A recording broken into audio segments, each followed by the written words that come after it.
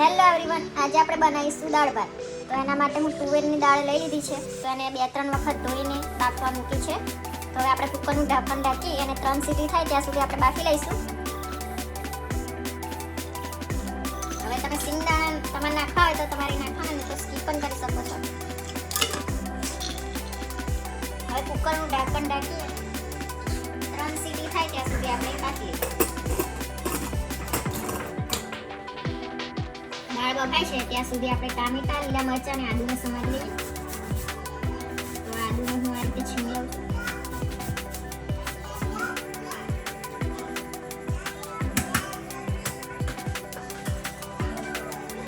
ટામેટું ઝીણું સમારી લઈશું.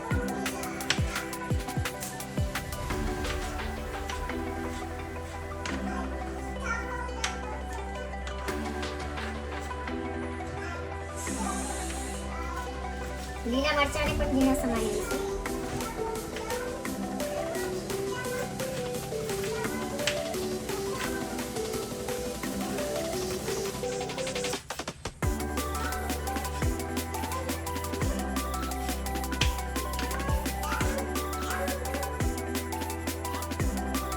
તો હવે આપણી દાળ બફાઈ ગઈ છે. અને આ રીતે ચમચાથી બરાબર હલાવી લઈશું.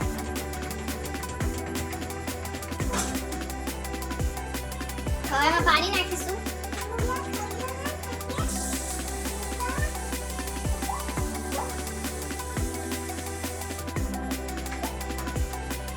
તો તમારે જેવી જાડી પાતળી રાખવી હોય એ પ્રમાણે પાણી રેડવાનું.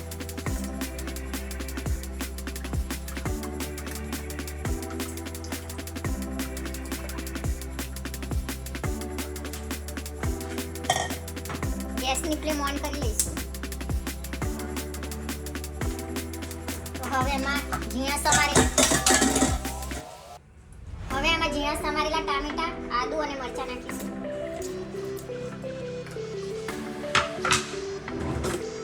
હળદર નાખીશું.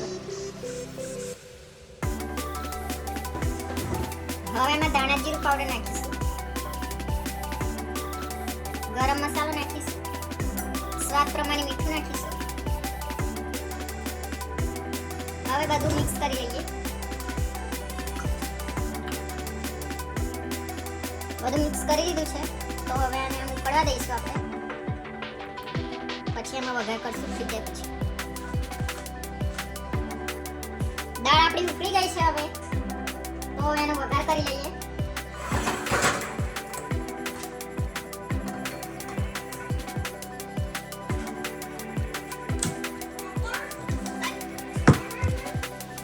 થોડું તેલ નાખીશું.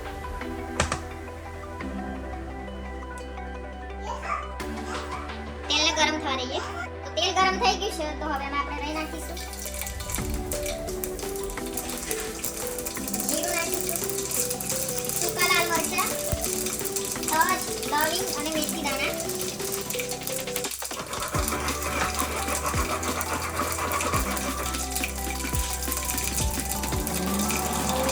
હવે એમાં થોડું તેલ નાખીશું. હવે લાલ મરચું પાવડર નાખીશું. હવે આને દાળમાં આપણે રેડી દઈશું.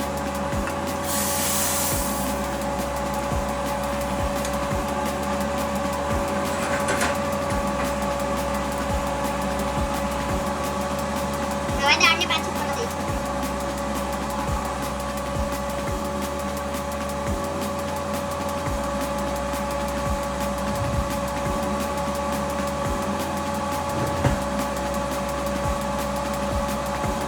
દાળ ઉકળી રહી છે. તો હવે એમાં આપણે લીંબુનો રસ નાખીશું.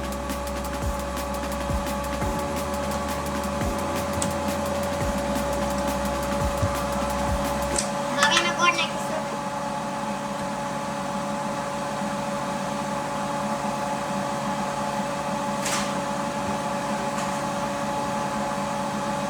ગોળ તમને વધારે કડી ભાવતું હોય તો એ પ્રમાણે નાખવાનું.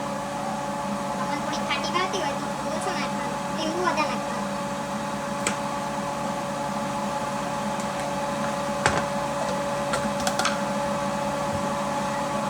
હવે આને ઉકળવા દઈએ 3-4 મિનિટ.